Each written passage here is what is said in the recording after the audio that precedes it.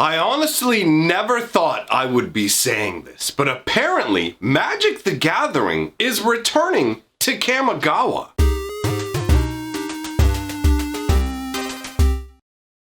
Greetings, owners of fine luxury cardboard rectangles. We are here today to talk about Magic the Gathering's return to Kamigawa. Now, this is going to be an interesting video because I'm going to be real right up front from the beginning. I've always wanted to return to Kamigawa, and at the same time, I absolutely hate what they're doing here. So, what we're going to do is I'm going to go through everything so that we can all enjoy what's going on, because I understand not everybody has my personal biases. And then, once we've got all the information out of the way and talked about the exciting possibilities, then I will grumpily explain my discontent. Okay, I'll pull my hood up, and then we will go to town on this set. So, a lot of you have to, wait, Kamigawa, you just said we'd never go back to Kamigawa. You've said it multiple times. So, I did say that. I did say we'd never return to Kamigawa, and that's because I was going off the information that Wizards of the Coast themselves provided, where they basically said, if a set does not sell well, we will not return to that world. If you've ever wondered why we go back to Ravnica, Innistrad, Zendikar so frequently, while worlds like Kamigawa languished without getting even a second attempt at them, it's because the top level of management at Wizards of the Coast basically put down a decree that said, you need to return to properties that have succeeded. So the return to Kamigawa is actually incredibly stunning because Kamigawa is one of the weakest sets in Magic the Gathering history. It was intentionally designed that way. Coming on the heels of Mirrodin, which was one of the most overpowered sets from older times. Now Magic has a different design philosophy, so you can't even compare the way sets were designed then to the way they're designed now. But either way, Mirrodin ended up with a massively powerful set. So to water the power level of Standard down and bring balance back, Kamigawa was designed in a more weak fashion, right? And as a result, we were told, oh, you know what, we're not going to go back to Kamigawa because it didn't sell well. There are also issues that some people have with cultural depictions and things like that, but as far as I'm concerned, that wasn't nearly the factor stopping them as much as, well, no, the property, Kamigawa, isn't that valuable. And I always thought that was a shame, because Kamigawa is a pretty cool world with the whole, like, spirit war that happened, where this really powerful dude in the human world essentially stole this godchild of the spirit that ruled over all the other spirits. And so the spirits of everything in Kamigawa turned against the normal living residents of Kamigawa. And it was this crazy, insane storyline that was absolutely amazing. And the good news is we will actually cover that storyline over on my other channel. Now, the information that we have here about the return to Kamigawa is kind of a piecemeal collection of things, starting with a survey that was given about Kamigawa, okay? So there's going to be a few Planeswalker descriptions here, and I'm going to read these out for you. Now, bear in mind, my understanding of the survey is they're probably trying to figure out which new Planeswalker they're going to include in the upcoming Kamigawa set, right? So this is most likely not 3 different Planeswalkers. This is going to be 3, I believe it's 3 different options, although there may only be 2. There's a lot spinning around in my mind right now when I think about what's going on with this, but either way, I'm going to read to you the descriptions, and then we'll go further from there to give you the information that essentially confirms that Kamigawa is coming, okay? So, the story behind the first Planeswalker. This Planeswalker is a charismatic, charming, and savvy infiltrator with a talent for insinuating himself into any organization. He grew up in a futuristic Japanese-inspired world. We'll get to that. As part of the criminal syndicate that ruled the neon-lit underbellies of the world's metropolises, but was betrayed by his group during an operation gone wrong. Now he's an independent operator with his own agenda, to build a multiverse-spanning organization of informants and spies with him at its center. Though he's out for himself, he believes that's what's good for the multiverse is probably good for him, so he won't hesitate to aid a good cause if he can see the benefit. So it almost, if you were going to use like old school Dungeons and Dragons alignments, it almost feels like neutral evil. He has, or maybe neutral good, depending. He has his own sort of like, he's looking out for himself, but at the same time, he wants to control enough of the world that he figures, hey, you know what, making things better for the world overall would be better for me. And that spans out to the multiverse. So that's the first concept of the personality behind it. And his powers are to covertly link his nervous system into the nervous system of others. Okay, you know what? We're just here to talk about the information. We're going to get into the rest of it later. All right, I will read the second Planeswalker possibility. This Planeswalker is a snarky, hyper-confident operative whose unrivaled skills as a spy and infiltrator place him at the heart of intrigue in the future Japanese-inspired world. Formerly a mercenary, some of these feel very similar. His life changed when he was hired to infiltrate a secretive, shadowy organization that was rumored to be plotting a coup against the imperial court. Once among their ranks, however, he realized their actual goal: to explore radical new frontiers of magical power and free the world from the constraints of the past. Deciding that he'd found an organization worthy of his loyalty, he pledged his services to them and quickly rose among their ranks to become one of their most trusted and valued operatives. And this individual, his powers are to telekinetically lift and move freestanding objects with his mind. He can cause objects to move slowly or quickly and has fine motor control over these objects. All right? And then, what else do we have here? Who is the other Planeswalker that we've got? Was there one more description? Yeah, here we go.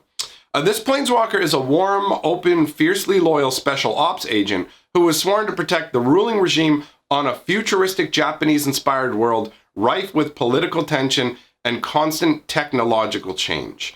Dismissed after failing to expose a conspiracy against the imperial court, he risked exile by going rogue to track down the culprits. After discovering that the threat came from beyond his own world, he became a guardian determined to defend his home from extraplanar threats. Powers: he can telekinetically manipulate objects or bend matter in the environment around him to temporarily change its shape. The matter bending effect cannot permanently affect or change an object, and anything affected by it will revert to its original state once the magic is released. Okay, so those are the descriptions that were provided as part of a survey. Now, the question that followed it said, for a magic set that takes place in a futuristic Kamigawa, a cyberpunk Japan-inspired plane, which of these names do you like? Please select all that apply. And the names are as follows: Destiny of Kamigawa, Neo Kamigawa, Kamigawa Code of the Samurai, Kamigawa Ascendant, Kamigawa Neon Edge, and none of the above.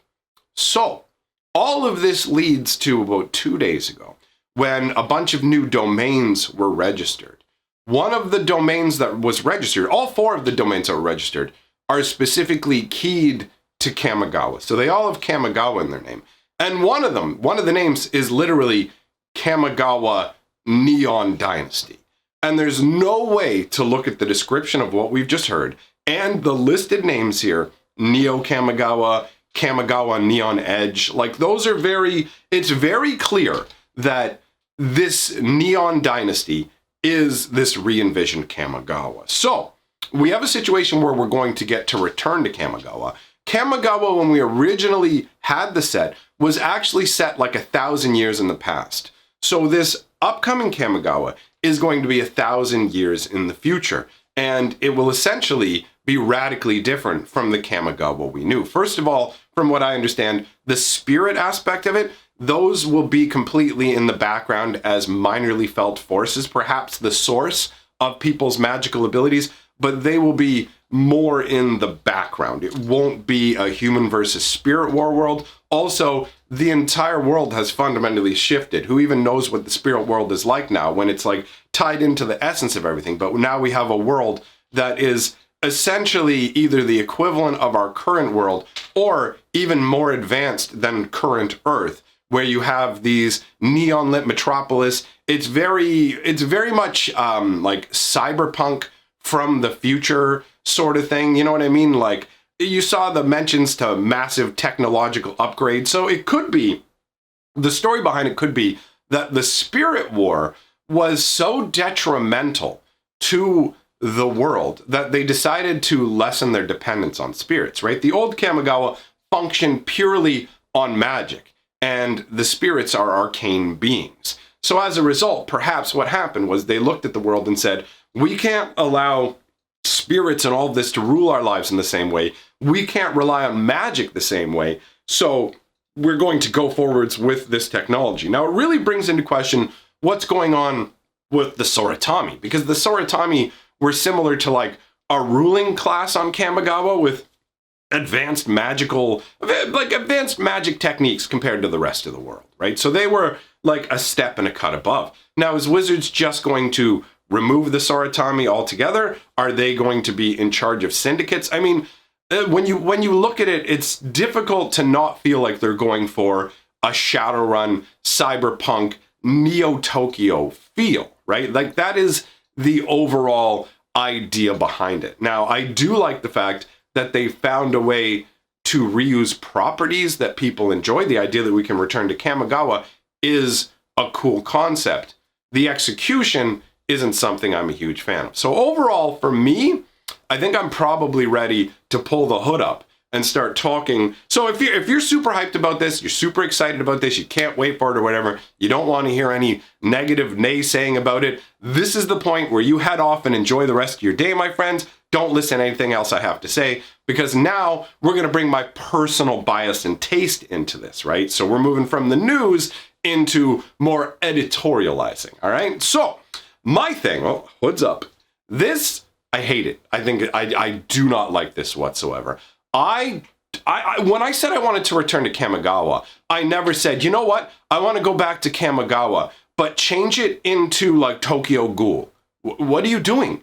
Why? What are you even doing at this point? You're taking a name. It doesn't even mean anything anymore. How does going to Kamigawa mean a single thing now? What the most connection they can do is go check it out, and Umezawa's part of a crime syndicate. Like, this doesn't feel like Magic the Gathering. It's the same situation that I had with Kaladesh, where we have like cars, trains, helicopters.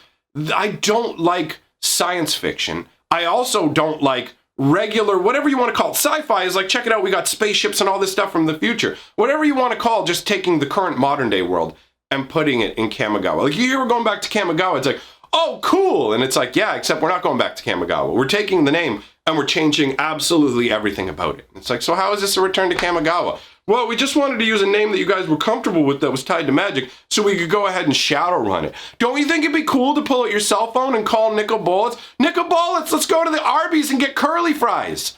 Like, I don't like modern nonsense in my, like, swords and sorcery fantasy game. I say I like high fantasy and people go, science fiction is fantasy. And yeah, it is in a way, but it's really more like we're going to have that stuff eventually. Because you know what? Spaceships were science fiction. Submarines were science fiction.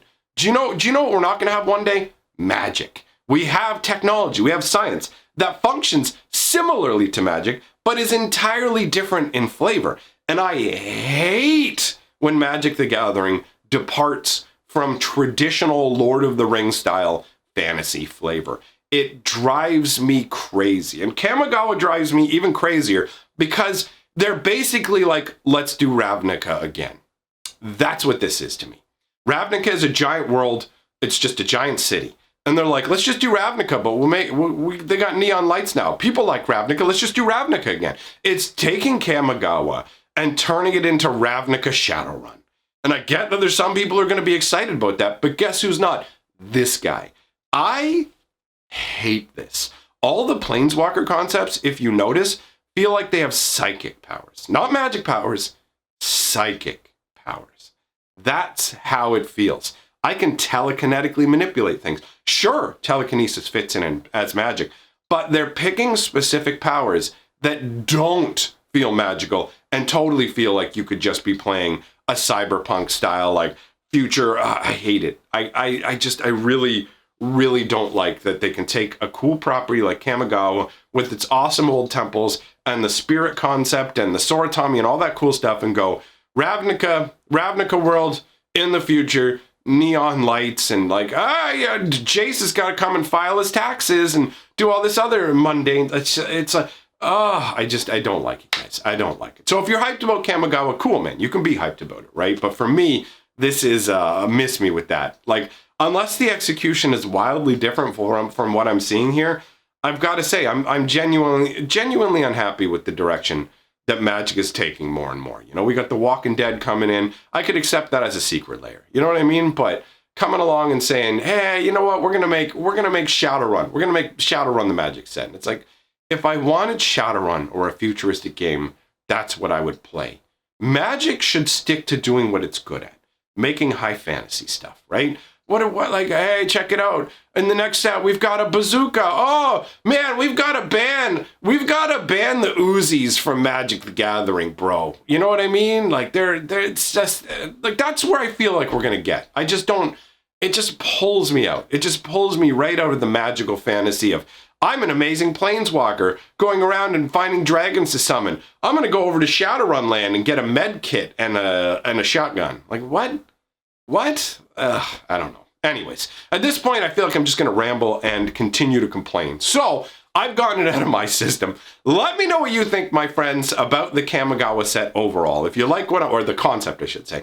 If you like what I'm doing here, like, comment, subscribe. It's all great for the channel. If you love what I'm doing, hop on my Patreon and give me money so I can put calories in my body and keep on surviving to make more content. Thanks for coming by, everybody. There'll be a link on the screen to my newest lore video, so head on over to my other channel and check it out. Or, if you want something magic related that's exciting, go watch the previous video right before this one that talks about the daring magic heist. Anyways, thanks for being here. Goodbye!